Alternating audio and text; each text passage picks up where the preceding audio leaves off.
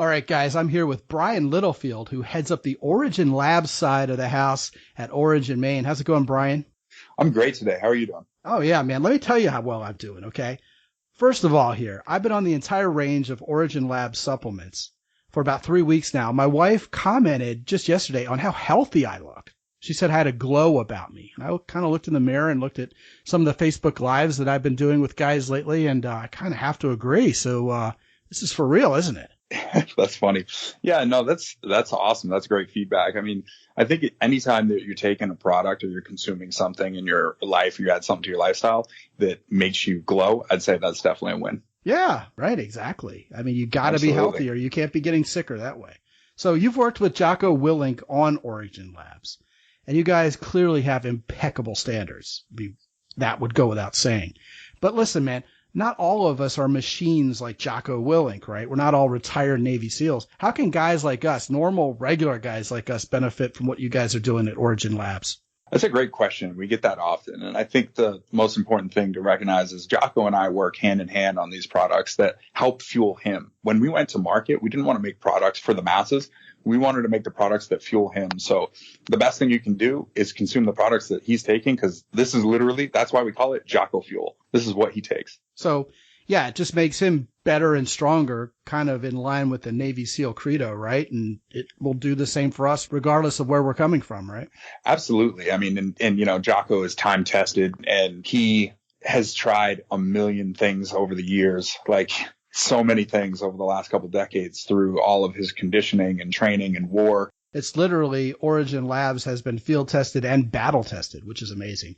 You know, Brian, on top of everybody's mind right now is trying to fight off COVID-19, make sure we don't get it. And if we do happen to get it, God forbid, make sure that we recover from it quickly and hopefully not pass it on to too many other people.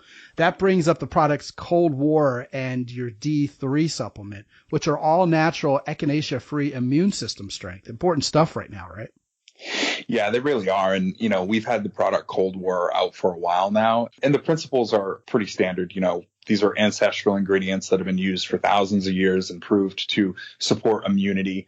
And you are correct. It is echinacea-free, antimicrobial, antiviral, antibacterial. And of course, D3 is known as really that super vitamin that everybody should be taking that's great for immunity and bone health and hormone health, especially for men. I want to talk about your protein shakes too, because not only is everything absolutely religiously made in the United States without exception, but you are using all natural ingredients, including monk fruit sweetening, which gives a totally different vibe to what you make. And dare I say, it becomes the best tasting protein shake I've ever had. How'd you guys arrive at monk fruit? Man, it's something that I've been obsessed with for a long time. And my background is, you know, sports nutrition. And coming from that, you know, for over a decade, I knew that nobody in the industry was going to commit to making a monk fruit only and naturally flavored product that would have this level of quality of taste. And the reason being is because it's really expensive to make, but we sacrifice that margin for the user experience. And, you know, Jocko loves it and we love it. And it does very well. We sell a lot of milk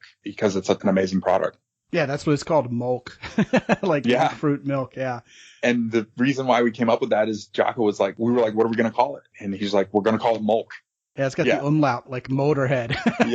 Yeah, absolutely. And you guys have the all-natural T-level supplement, fat-burning supplement, and even a sleep supplement. So you guys put a lot of thought and energy into this, and every one of the products is top-notch like everything else from Origin Maine. So listen, man, I want to thank you for joining us today, Brian, and I also want to thank all of you guys at Origin Maine for stepping it up and putting an entire assembly line into production making masks vis-a-vis the COVID-19 crisis. Thank you. Thank you. I appreciate it. Yeah, guys. And when you go to mountaintoppodcast.com/origin, definitely use Mountain10 as your coupon code to get an extra 10% off. And I'll tell you what, man, that Mulk, a higher quality product at the same price you'd go pay for something that's not as good and doesn't work as well. So good stuff. And now, guys, on to the latest episode with returning guest David Shade, who is always a crowd favorite.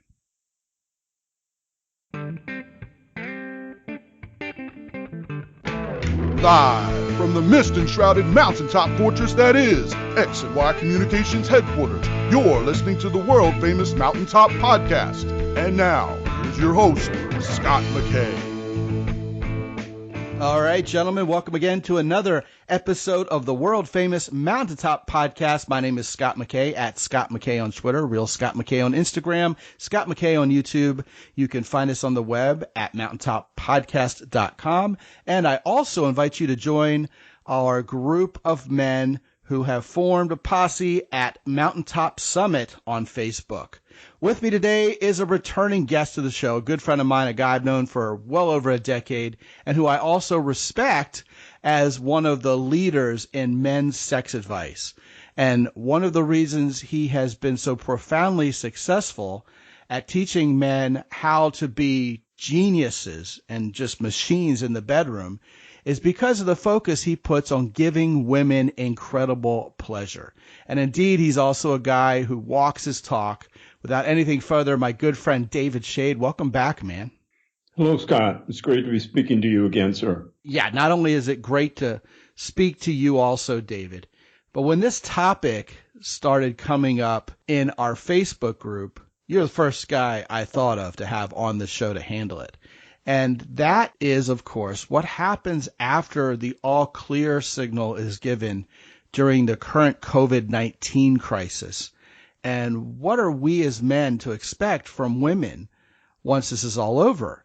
Well, there's a lot of talk, David, about, the new normal after we have, somehow found a vaccine or even a cure to COVID-19. And certainly guys who are listening to this show perhaps 3-4 months, even a year on from when we originally recorded it may be looking back at this and laughing by now, and we certainly hope so. But we don't have a crystal ball. We don't know what's really going to go on. But I'll tell you what my hypothesis is, and I'll let you riff on this. Ready? I believe that after having been holed up, quarantined, many of these women living alone and at best certainly having very, very limited social access other than whatever they call their electronic interaction with people.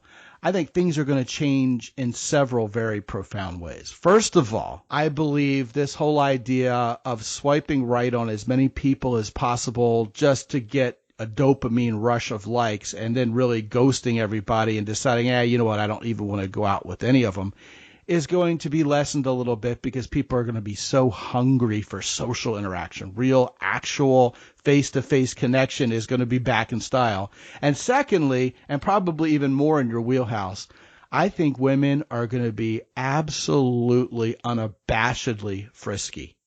I mean, just smoking horny. And any guy who has ever thought for a second that women don't like sex, don't want sex, are going to be confronted with either realizing the truth there or just facing cognitive dissonance. It's going to be one or the other. What say you on all of this? Oh, they are most definitely going to be extremely horny. Women are highly sexual creatures, extremely so. They need sex. It is critically important to them, and they are going to be extremely frisky. Like, for example, my girlfriend, who's 20 years old, she and I have been dating for a year, but now because of the quarantine, and in our state, it's a misdemeanor to leave your house unless it's a critical need. We have not been able to see each other for 3 weeks, and she is extremely horny. It's just getting worse and worse, and she can't wait until we're finally together again. Yes, women are far more sexual than men can even imagine. So yes, they are extremely horny, and they're going to be very glad to be on the other side of this. Yeah, it's funny because my wife Emily and I were talking about it, and we've actually brought it up with a couple of her friends, and they all agree. Oh, yeah, no doubt. I mean, it's going to be almost laughable how frisky people are going to be, men and women alike, and there's really not going to be no hiding it. And, of course, men who can somehow capitalize on this mood will not only meet more women, but will bypass a lot of what I'm just going to call sexual politics on the way to giving women incredible pleasure, as you would call it, right? No, this is going to be open hunting season, no question. Yeah. You brought up two things I want to make sure we cover because guys are going to ask me about it.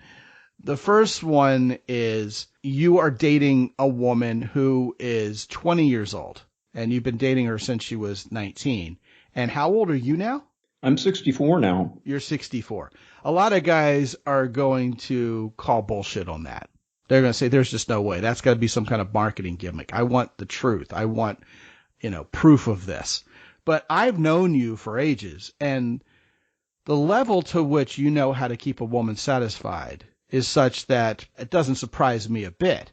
Now, on the flip side of that, I haven't been single since I was 40 when I married Emily. And she's 5 years younger than I am.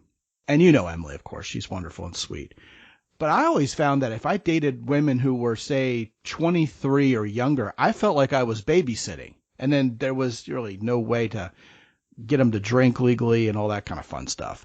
So how did you find a woman who was 19 years old who, in your estimation, was relationship material for a guy your age? I mean, never mind the fact that you're not just twice her age, you're 3 times her age plus. Right. How did you pinpoint the right woman? Because I know you have a whole program on that, on meeting the right woman, selecting women wisely. I mean, that's basically a woman who's a sophomore in college. And I know when I was a junior and a senior in college, I didn't have much time for the girls who were freshmen and sophomores. So what's going on there? And then the second thing I'm going to ask you about is, how are you actually really obeying the quarantine?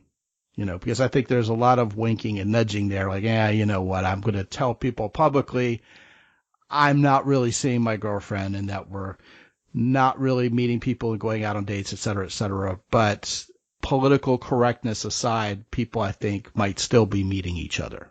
How did you reconcile that macro issue and then, I guess, that micro issue in the more timely moment? Well, all right, definitely she and I are not seeing each other. I'm 64 years old. Also, I smoked for many years. I cannot afford to get pneumonia. So I am sequestered in my home, and I use online services to bring food to the house, that kind of thing. I'm not even going out grocery shopping. I cannot afford to catch something. She lives at home with her parents. Both of her parents are in the hospital with COVID-19. Fortunately, they are improving, but they'll be in the hospital for at least another week, both of them. She and her 2 sisters are at home and very worried. So it's a very serious situation. No, she and I definitely are not seeing each other. All right, let me talk about the concept that people have that women who are 20 years old are immature. First of all, she's a senior in college. She graduated from high school a year early because she's very smart. She also doubled up on classes. So she will graduate in just a few months. Then she's going to go on for her PhD. Now, I have very strict selection requirements for women. There's one thing that I definitely look for. It's an absolute must. When she was growing up, she has to have had a good, healthy, normal relationship with her father. She learns to have a healthy relationship with men through her father, or a not healthy relationship with men through her father. So I look specifically for women who had a good relationship with their father when they were growing up. Critically important. That makes all the difference. Well, it's been my experience, and I've done a fair amount of dating. I have also dated women my age. When I lived in L.A., I dated a woman who was my age, and I really got tired of the fact that I had to babysit her. But the woman that I'm dating now, who's 20, is very mature for her age. Now, people have asked, what about the sexual maturity? Interestingly, I have found that young women, 18 to 22, are actually very sexually mature, interestingly, or many of them are very sexually mature. And a woman who's 64 years old doesn't necessarily mean she's more sexually mature. A lot of sexuality isn't really intuitive, right? You're born with many of the faculties that you need to be a sexual creature. This is especially true for women, and at a much younger age than men. So even though she was a virgin, she was actually sexually very mature and knew all about the dynamics between men and women. Now, she was a virgin, not necessarily by choice. She would have liked to have lost her virginity to a previous relationship that she was in. But unfortunately, the relationship that she was in before that, the guy was a real jerk.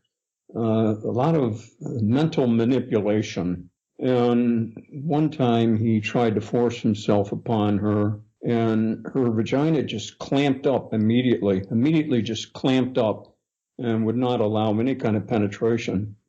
And that instantly caused a phenomenon called vaginismus. Vaginismus is a involuntary contraction of the muscles of the vagina.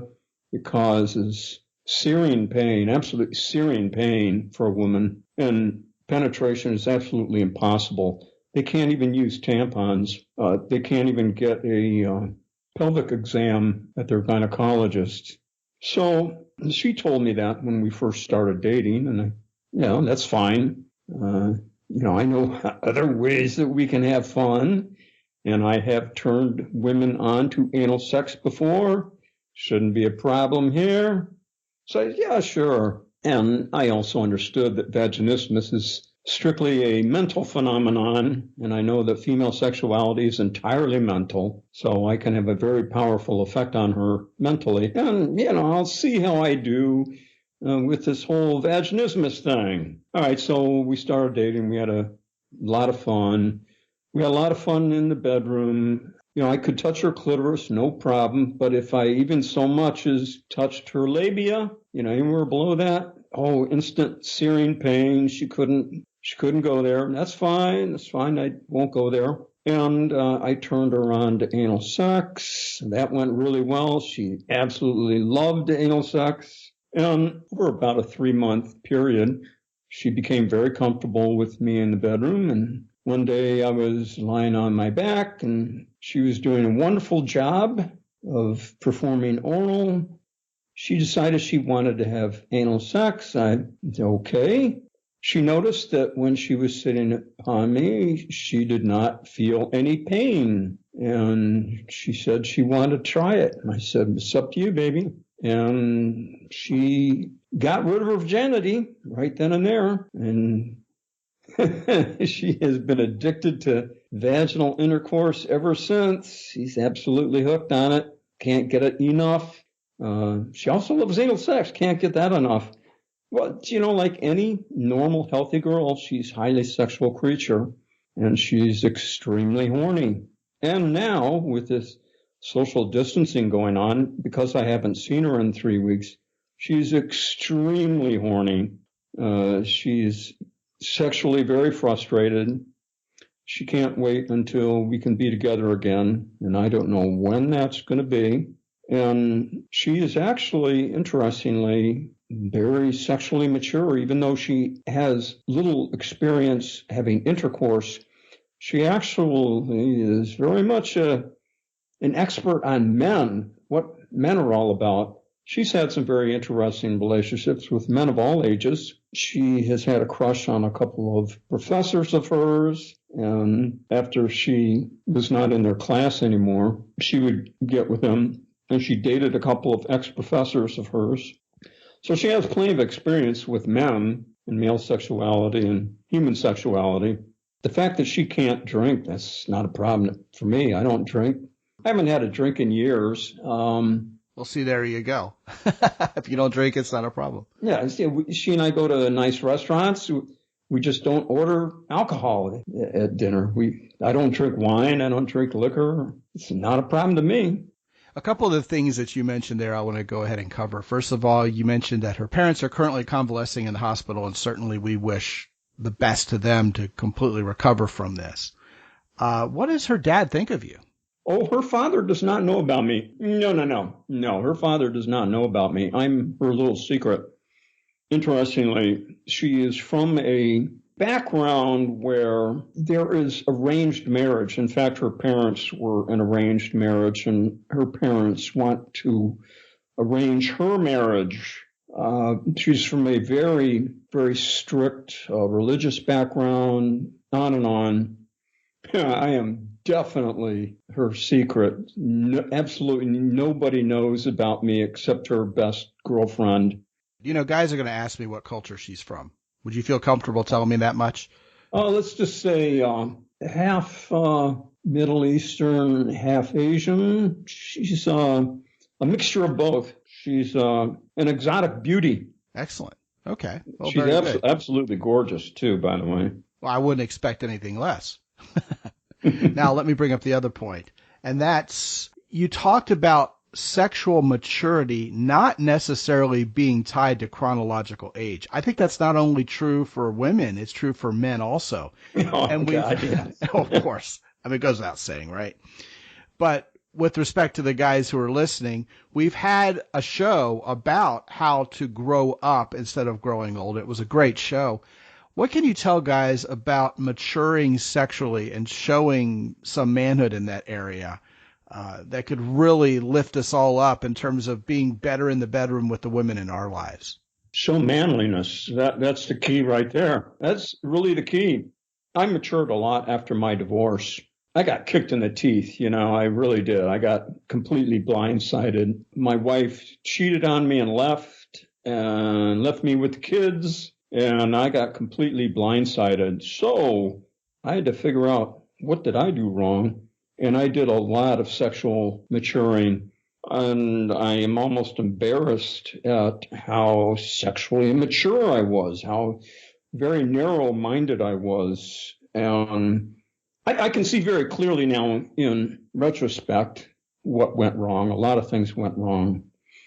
So I made it a point to figure out what is really going on here with this human sexuality thing. I really wanted to get it figured out. And I was fascinated with the subject anyway. And I did a lot of sexual maturing. And it began with being the man. I had to be the fucking man. I had to do what a man does. I had to figure out what that means. And I had to step up to the plate.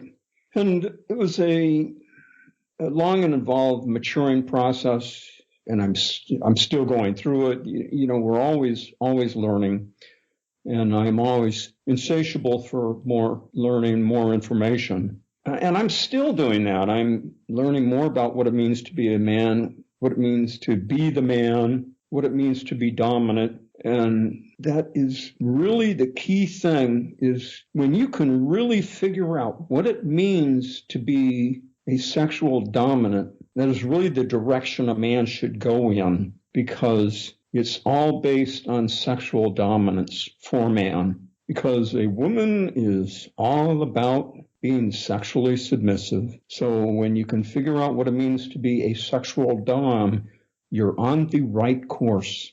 Now, you had mentioned that your current girlfriend had a somewhat abusive ex-boyfriend who was trying to force himself on her.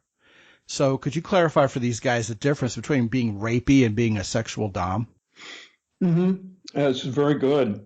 Because actually, interestingly, rape is a very powerful fantasy for women, though they will not admit it. But rape is a very powerful fantasy for women because they like to be physically overtaken, because it celebrates their sexuality. But that is completely different from her being a victim of a violent act. Rape is an act of violence.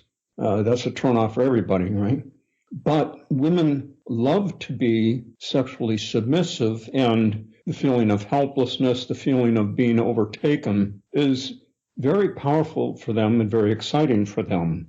In the context of a consenting relationship, when she is with a man that she trusts and adores and all those things, it is very exciting for her to be taken, to be manhandled, to be dominated. What would appear to a third-party independent viewer, what would appear to be rape, but it's actually all done with her consent. And that is actually exciting for her. So it all has to do with the context, everything in context.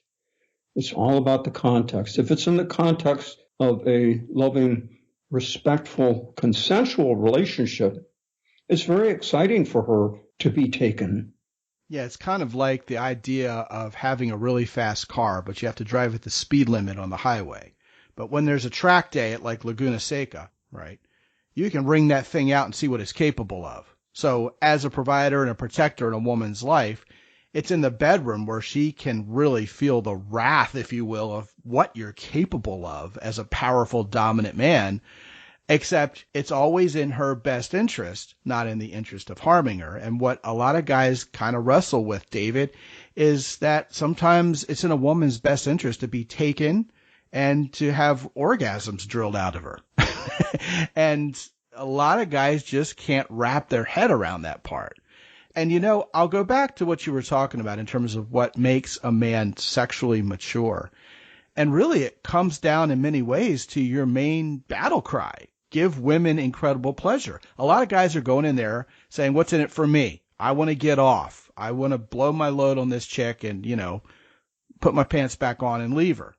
And your outlook on life has always been fundamentally different in that your credo and what you're so fervently trying to teach these guys out there, if we'll just get it through our thick craniums, right, is that if you give women pleasure, if you do what's in their best interest, they'll get addicted to you sexually, almost literally, and come back for more and come back for more.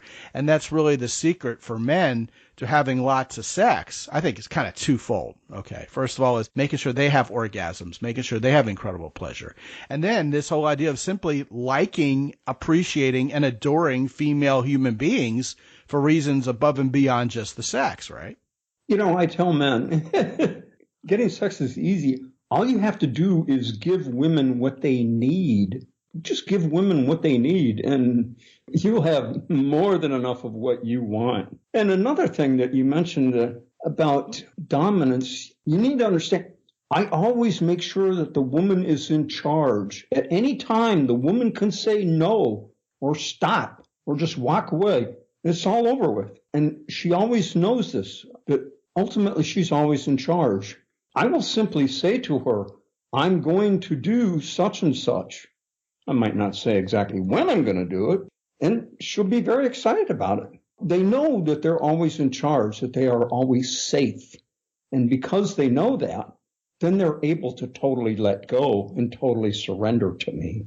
Yeah, they feel safe and protected, even as you're willing and able to show them sexual power, which is actually the name of one of your programs. And you mentioned a very important word, protected. Sexual dominance is a proxy for provide and protect. It's ingrained in female psyche. Getting back to what we were talking about at the beginning, this idea of women kind of being sequestered, left alone with their fantasies, which are plenty. I know you've talked about your affinity for Nancy Friday's work, her book, My Secret Garden, and what a window that was into the real fantasies of women that she collected, that she compiled over time, and just how dirty and naughty they are. And when that came out in the early 70s, it was a watershed moment in literature for both women and men. Women thinking to themselves, well, hey, I'm not alone after all.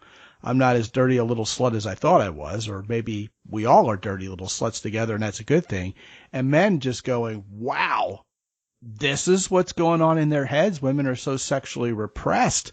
It just seems like we would never be able to see this unless we coax it out. And I think you're giving these guys the secrets to doing that. So again, getting back to what we were talking about at the beginning, what can these guys do, practically speaking, David, to prepare for when the all clear is given and we're all ready to go out and frolic and be social again?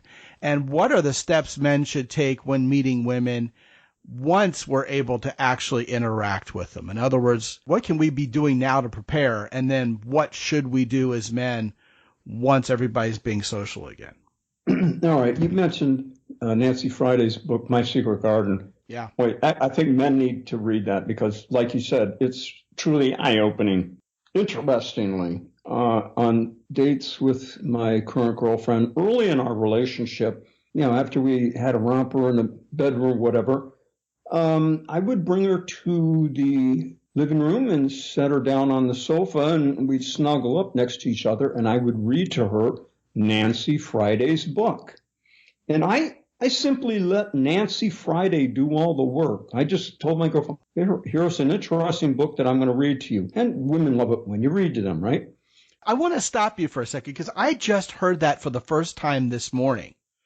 I was in the garage dinking around on motorcycles and bicycles, and, the morning zoo show on my typical rock station was going on, which I usually find somewhat childish and irksome. And that's what they were bringing up is women love for you to read to them. And in this time where you can't be with your girlfriend or have sex with her, get on the phone and read to her. And they were laughing their heads off about it. And I was kind of thinking to myself, well, that's kind of head scratcher, right? And then women were calling up going, no, yeah, that's real. That's a thing. And here you are, not 12 hours later, saying the same thing. So there's something to this. I think guys should listen in. So continue. Yeah, absolutely. Women love it when you read to them. So I read to her Nancy Friday's My Secret Garden. I let Nancy do all the work. Nancy, has very persuasive argument. It's okay to share your fantasies, on and on.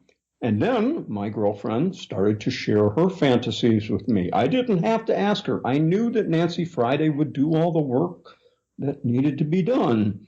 All right, so then my girlfriend shared a fantasy. I thanked her and rewarded her. And she shared another, and on and on. And I actually suggested to her that she write them down. And she's actually writing a book now. And it is actually very freeing for her to get her thoughts onto paper or onto the computer screen. And she's writing a book of all of her fantasies. And women have countless fantasies. So that's just fantastic. Absolutely. I would have loved to have had Nancy Friday on this show, but unfortunately she's passed on. She wrote that book quite a lot of years ago. But what I will do for these guys is I will take My Secret Garden and I will put it in my Amazon influencer section for those guys if they want to grab a copy of it. So you guys can look for that at mountaintoppodcast.com/Amazon. I'll put it up there along with David Shade's books, of course. But yeah, that's fascinating. It harks back a little bit to what you were talking about the last time you were here on the show, which has become almost a legendary line around here, by the way. I bring it up time and again because I thought it was so almost innocently profound. Something so simple and how utterly profound it is. And we were discussing the Me Too movement, you'll recall.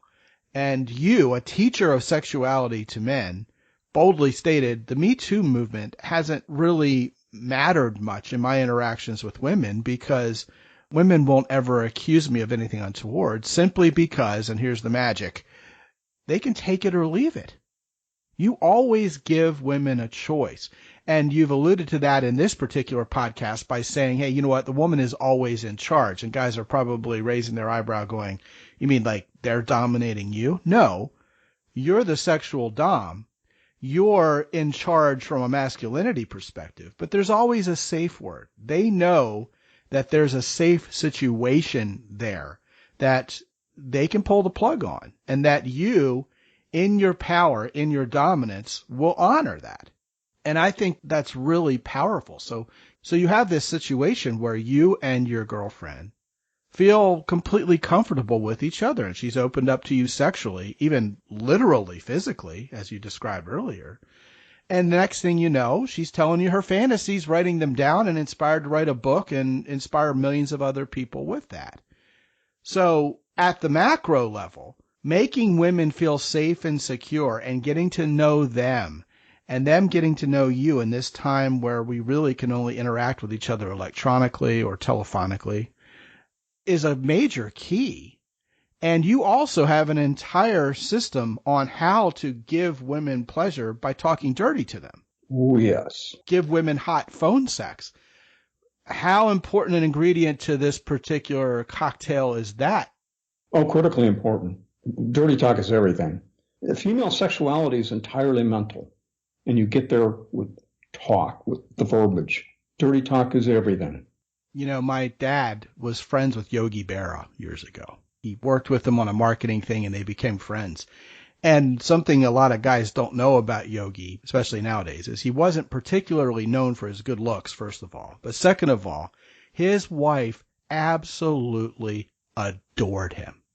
I mean, my dad would laugh about it. Man, I've never seen a woman so devoted and so crazy about a guy as Yogi Berra's wife was. And, baseball players back then, they had fame, but it's not like she was a gold digger, latching onto all his money, because that just wasn't a thing back when he was a baseball player with the Yankees. She just legitimately adored the guy. And of course, Yogi Berra is perhaps best known, even more than for his baseball prowess, for saying things that don't make sense on the surface, but make a lot of sense the more you think about them. And one of the most famous of those Yogi Berra-isms is 90% of this game is half mental, right? Right. So if you think about that being an adage that he was holding fast to, it's no wonder his wife adored him so much, right? Well, exactly true. And I have had customers of mine. One guy really stands out. He was in a wheelchair and could barely use his arms and hands. And he had his girlfriend turn the pages of my book while he read it.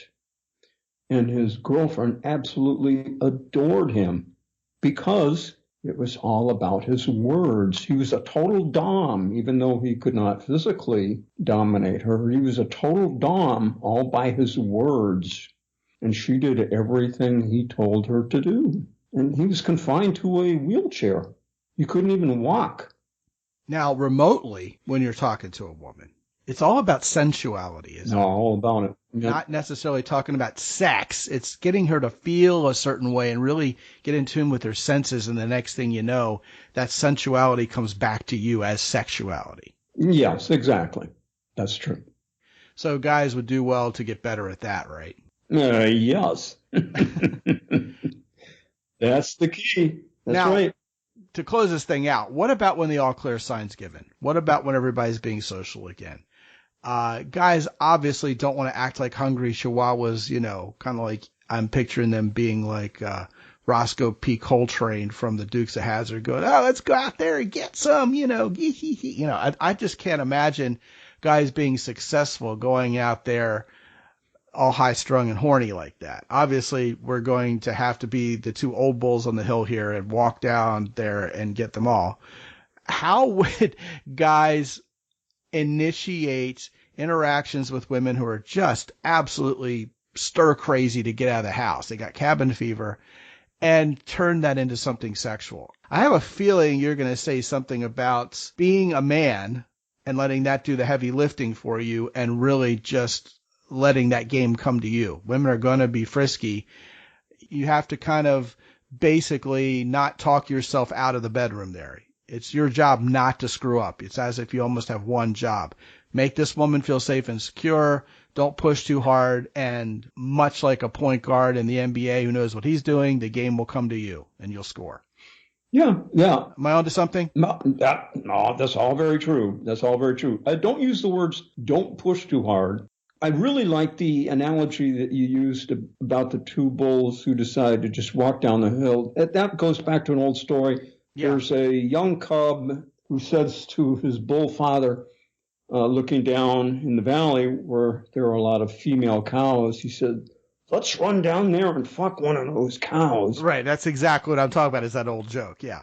And the bull says, no, let's walk down and fuck them all.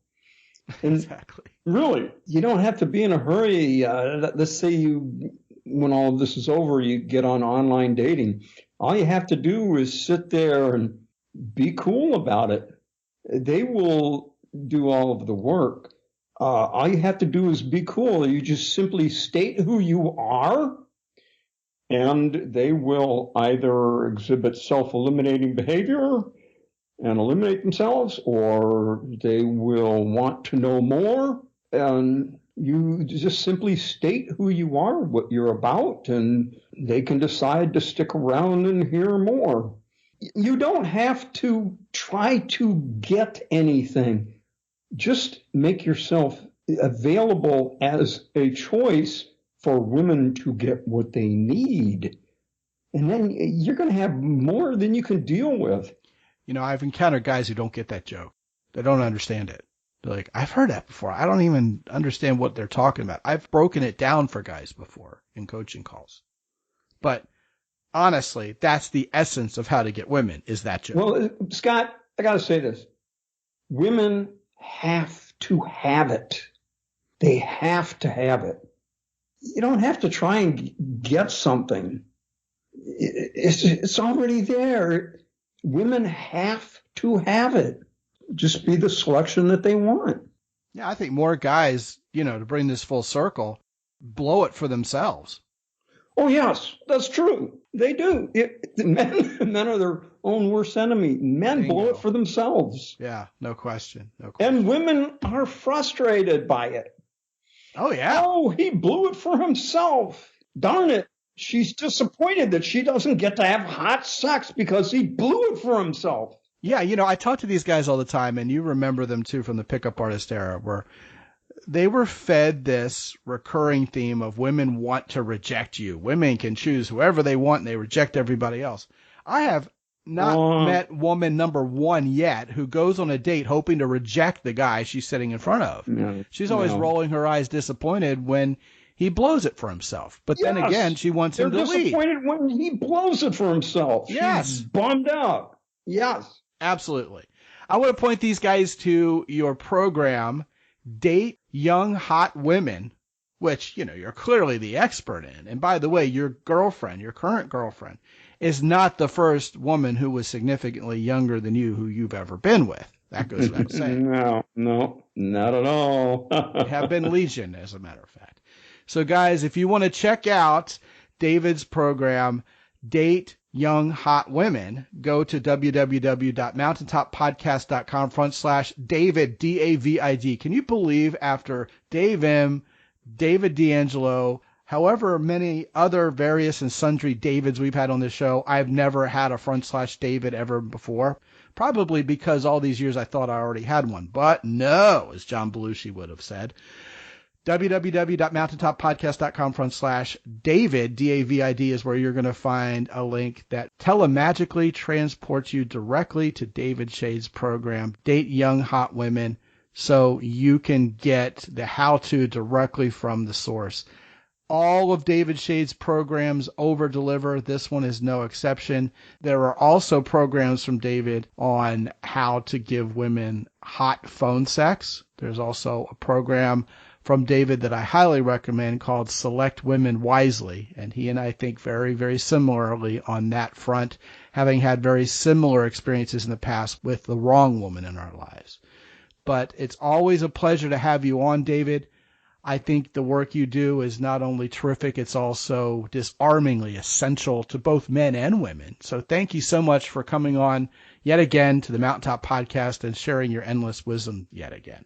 It was a pleasure to speak with you, my good friend. Indeed, indeed.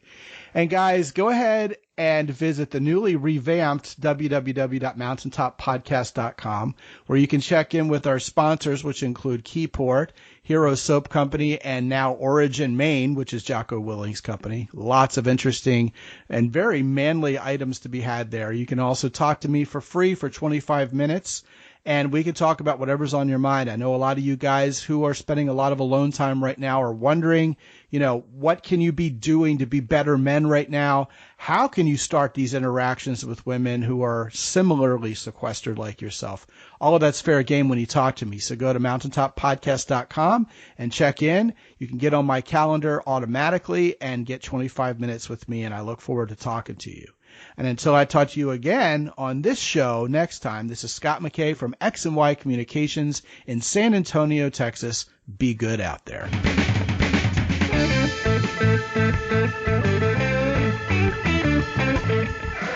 The Mountaintop Podcast is produced by X&Y Communications. All rights reserved worldwide. Be sure to visit www.mountaintoppodcast.com for show notes. And while you're there, sign up for the free X&Y Communications newsletter for men. This is Ed Roy Odom speaking for the Mountaintop Podcast.